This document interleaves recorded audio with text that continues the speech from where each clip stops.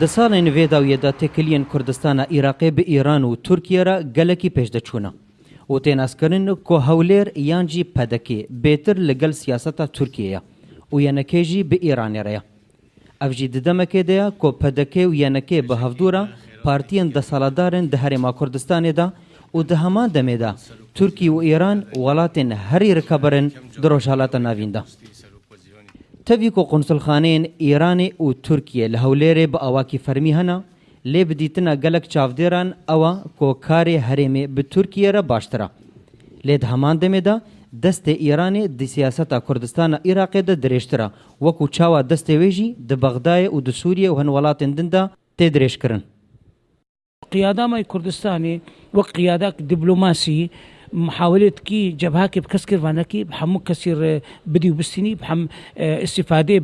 قالك على ما بكي قالك إيراني جب خف قريب بدي مصالح إيراني بخف قريب بدي مصالح تركيا بخف قريب بدي مصالح أوروبا بخف قريب دن مصالح أمريكا بخف قريب دن مصلحة مية مصلحة حم عالم بخف قريب دن إجبر في قريب إجبر في سياسة جناب السروك أستندي يعني أف دبلوماسية جناب السروك سياستك معتدلة. لگۆری گوتنên gelek çavdêr û rojnamevanên Kurdistana Iraqê, Îran biriya şan û destên xwe yên dirêj û gelek êdî bûye desaladdarê ciddiyê yekem di rojhalata navîn de, bi taybetî di Iraqê û Sûriyê de û her wiha karê ku li Rojavayê Kurdistanê jî dibe bêtir li gorî moralê Îranê diçe, ne ku li goriyê Tirkiye. ئەوەی تا ئێستا لە ڕۆژئاوا مسەیتەڕە و سیاسەتی سەرکەوتوو بۆ سیاسەتی ئێرانە لە بەرامبەر میحوەری تورکیا، ئەوروپا، ئەمریکا کە لێرە بەشێک لە هەرێمی کوردستانیش کرێدرای ئەو میحوەرەیە، بەڵام ئێران سەرکەوتوو بووە. بدیتنا هەند چاودێرên siyasî li Kurdistana Iraqê dibe ku têkiliyên bihevra bi Îran û Tirkiye re bandoreka xerab û tevliheviyekê dixe biryara siyasiya Kurdî del Iraqê.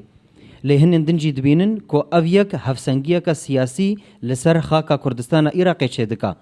çê gihandina berjewendiyên Rûsî û Amerîkî yan jî yên Tirkî û Îranî, da got Kurd ne ji derê jî bimînin ne ji mizgiftê.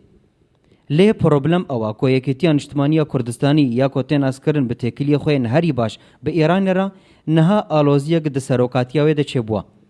û ev alozî dibe ku tevliheviyekê bixe biryara siyasiya Kurdiya Iraqê de û bêguman wê bandoreka xerab li ser Rojavayê Kurdistanê jî bike. Şêrwan Mel Ibrahîm, Orient News, Hewlêr.